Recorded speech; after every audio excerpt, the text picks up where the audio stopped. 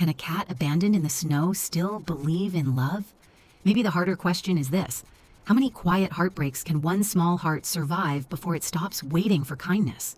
On a winter day so cold that even the quiet felt frozen, a small mesh bag sat alone beside a snow-covered curb in northern Illinois. Cars passed. Wind moved lightly over the street. The neighborhood looked almost still, as if the whole world had pulled back indoors to wait for warmth. And there, against the pale edge of the road, was something that did not belong in the snow. Inside the bag was an old cat. He was gray and white, with the softened face of age and the kind of stillness that doesn't come from peace, but from uncertainty. He did not know why he had been left there. He did not know whether anyone was coming back. He only knew the cold was settling in around him, and that the world had suddenly become too large, too empty, and too quiet. When animal control officers from Waukegan Police came upon him, they were met with a sight that felt almost too painful to hold for long. A senior cat alone at the roadside in winter, zipped inside a soft-sided carrier, waiting in a silence no living thing should ever have to endure. No one could tell how long he'd been there. Maybe hours, maybe longer. The snow kept its own secrets. But the moment that bag was opened, one thing became clear right away. Beneath the confusion, beneath the fear, this cat was still reaching for gentleness. He wasn't lashing out. He wasn't trying to disappear. He seemed to lean toward kindness, as if affection was the one language he still trusted. And sometimes, in stories like this, that is the first heartbreak. Not only that a life was abandoned, but that it remained tender anyway. He was taken out of the cold and brought somewhere safer, where people could finally see him clearly. He was older, certainly, a senior cat with a quiet body and a tired kind of grace. But there was something deeply soft about him, something patient, something noble in the way he held himself, even after everything. Later, he would be given a name, Bjorn, a name warm enough to belong to a new chapter. He was welcomed by the shelter team at Orphans of the Storm, people whose hearts had already sunk the moment they learned how he had been found. A cat left by the side of the road in winter carries with him a question no one can answer gently. What happened? Why did it come to this? How does a life that once belonged somewhere end up waiting in the snow? But the shelter chose not to build his future around those questions. They did not know the full story, and they did not need to. What mattered was simpler than that. He was here now. He was safe now. And from this point on, he would be cared for. That kind of mercy can seem small from the outside. A warm room, a quiet kennel, food placed gently in front of a frightened animal, a blanket, a patient voice, a hand that doesn't demand anything, only offers presence. But to a creature who has just come from cold abandonment, these things are not small at all. They are the beginning of the world becoming livable again. Bjorn settled in more easily than anyone might have expected, not because his past did not matter, but because somewhere inside him, a small trust had survived. He was shy at first, the way many wounded souls are.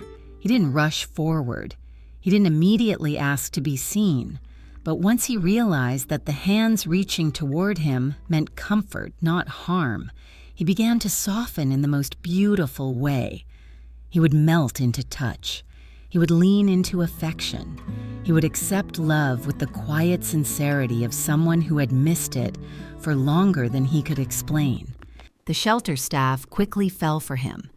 There are animals who fill a room with noise and energy, and then there are animals like Bjorn, who fill a room with gentleness. He was not dramatic. He did not need to be. His sweetness lived in smaller gestures, in the way he relaxed when he felt safe, in the way his body seemed to exhale under a caring hand, in the way his presence invited people to slow down and meet him where he was. He was, in every sense, a distinguished old gentleman, the kind of cat who seemed made of hush and warmth, the kind of cat who carried sadness lightly without ever turning hard. And maybe that is part of what made his story settle so deeply in people's hearts. He had every reason to close himself off from the world, every reason to grow distant, guarded, unreachable. But instead, he remained open to tenderness. Not all at once, not carelessly, but enough to let love in, enough to begin again. Days passed in the shelter, and Bjorn became a favorite. The staff learned his rhythms, his quiet ways, the little things that pleased him. A soft place to rest, a gentle scratch, a treat offered with patience. He was not asking for a grand life, only a peaceful one, and yet everyone there knew the same thing. A shelter, no matter how kind, is still a temporary shore. For a senior cat especially, what mattered most was not just rescue, it was belonging. He needed more than safety, he needed home. That is the bittersweet truth at the heart of animal rescue. You pour love into an animal, nurse it back toward trust, watch it unfold again in the light, and all the while you know that if everything goes right, you will eventually have to let it go. The deepest kind of care is often the kind that opens its hands. So the search began for the right family. Not just anyone, but someone who would understand what a cat like Bjorn needed. A slower home, a softer rhythm, a place where he would not have to prove himself useful or entertaining or easy, a place where he could simply be older, quieter, gentler, and still be adored for exactly that. And then, at last, the right people came. A couple who saw in Bjorn not a burden, not a leftover chapter, but a companion, a soul, a life still full of sweetness. When the time came for him to leave the shelter, it was the kind of goodbye that carries both ache and relief. The people who had cared for him had every reason to miss him. They had watched him come in from the cold. They had seen the fragile beginning of his healing. They had earned the small trust of a cat who had once been left behind. But love, when it is healthy, does not cling to being needed. It hopes to see the wounded thrive elsewhere. So they sent him on with kisses, with tenderness, with the quiet hope that the next place would be the last place, that this time his story would not break again. And then came the update, the kind of update rescue workers treasure, the kind that makes every hard day feel lighter. Bjorn had settled beautifully into his new home. There was no dramatic transformation, no sudden burst of wild kitten energy, no need for spectacle.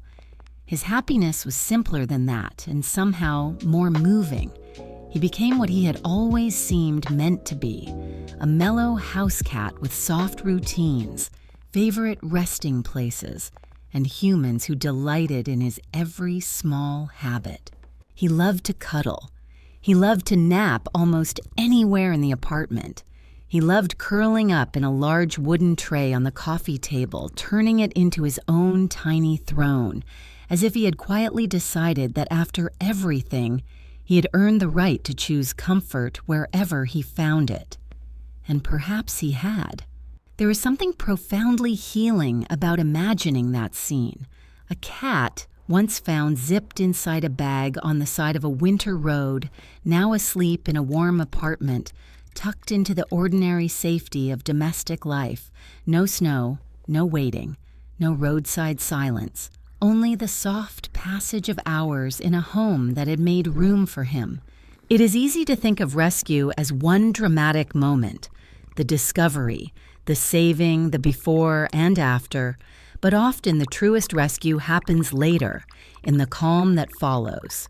in the quiet repetition of being fed every morning, in the comfort of learning where the warm spots are, in the growing certainty that when evening comes, no one is going to leave you outside with the cold. For Bjorn, rescue was not only the day he was found, it was every day after, too. Every day he was spoken to gently. Every day he was touched with care. Every day he woke up indoors and realized, again and again, that this new life was still there, that he was still wanted, that the kindness had not disappeared overnight. There is an especially tender beauty in stories about senior animals finding homes. Kittens are often seen as beginnings, but older cats carry something else, a quiet depth, a life already shaped by time. They arrive with histories we cannot fully read, and when they choose to trust again, it feels less like innocence and more like courage. Bjorn did not come into his new family as a blank page. He came as a survivor, as a gentle heart that had known loss, as a creature who had somehow carried his softness all the way through winter. And that softness, instead of being crushed by the world, was finally met by people willing to protect it. His family described him as mellow, adjusted, delightedly at home. Simple words, maybe, but behind them is something enormous. It means he could rest. It means he could let go of watchfulness. It means his body no longer had to brace itself against uncertainty. It means that somewhere between the roadside and the apartment, between abandonment and belonging, Bjorn crossed an invisible bridge that every rescued animal deserves to cross. The bridge from surviving to being loved. And for the people who helped him along the way, that is the miracle. The officers who stopped to investigate a lonely bag in the snow, the shelter workers who chose compassion over judgment, the adopters who opened their home to an aging cat and saw not the end of something, but the beauty still left inside it. Together, they changed the meaning of his story. Because in the end, Bjorn's life is no longer defined by the moment he was left behind. It is defined by the hands that lifted him out of that moment, by the hearts that made room for him after, by the warm, quiet, ordinary days that followed. There are wounds the world never fully explains. There are beginnings no one would choose. And there are lives that seem, for a moment, to have been reduced to a single unbearable image, a cat in a bag on a curb in the snow. But sometimes that image is not the ending. Sometimes it is only the last cold page before the story turns. And then, slowly, almost softly, another picture takes its place. A gray and white cat sleeping in peace, curled inside a wooden tray on a coffee table, safe in the middle of a home, loved enough to grow calm, loved enough to become ordinary again. Maybe that is one of the most beautiful forms healing can take.